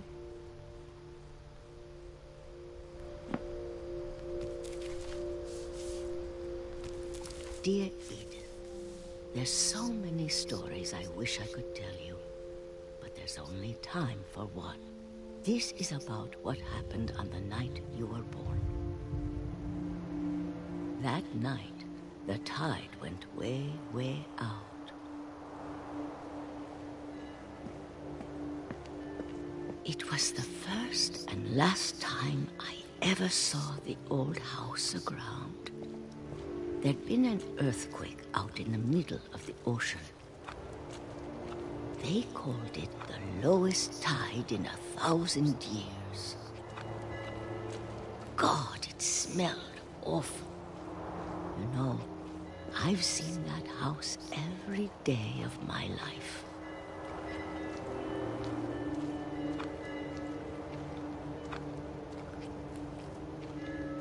But I never thought I'd go back to it.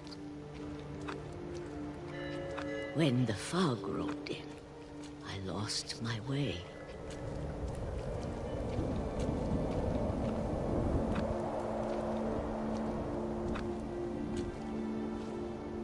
I got turned around.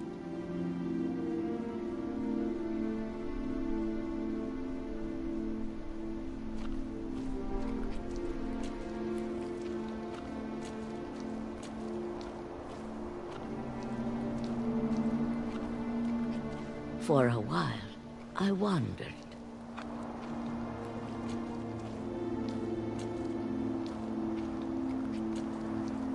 I started seeing things.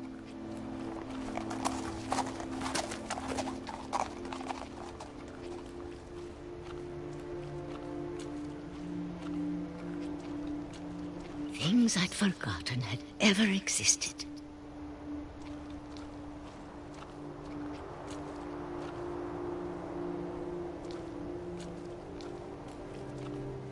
But when I saw them, they felt like old friends.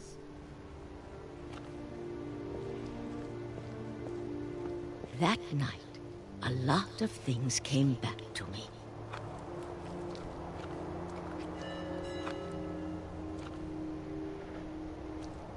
Or maybe I came back to them.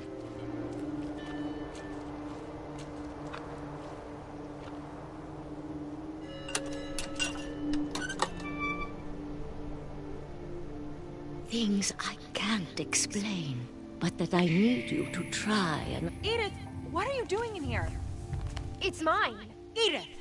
Mom, you're gonna rip it! Let go! I kicked and screamed, but Mom dragged me to the car.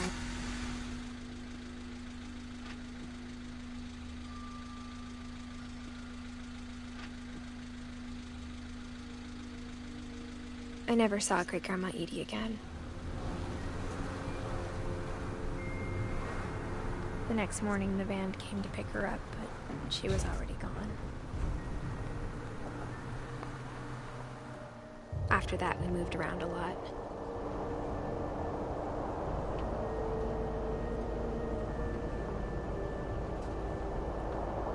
We both tried to make the best of it.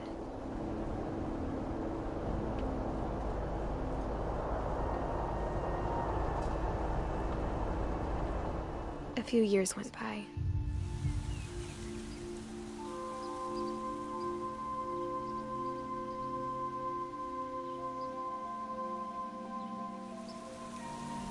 My mom didn't like to talk about it, but she started getting sick a lot. The rest happened pretty quickly.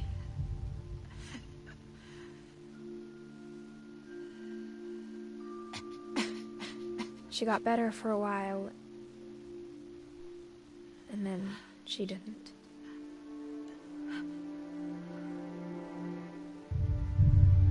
And then I was alone.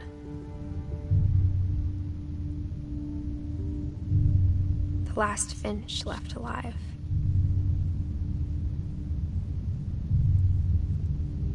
Until I found out about you. I'm still not sure what to tell you about all this. If we lived forever, maybe we'd have time to understand things. But as it is, I think the best we can do is try to open our eyes. And appreciate how strange and brief all of this is.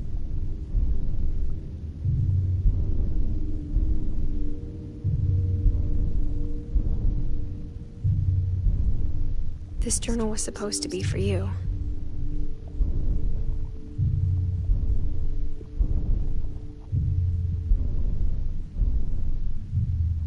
But now I hope you'll never see it.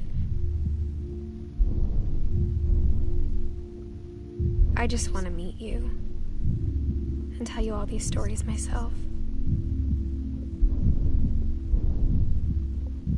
But I guess if you're reading this now, things didn't work out that way.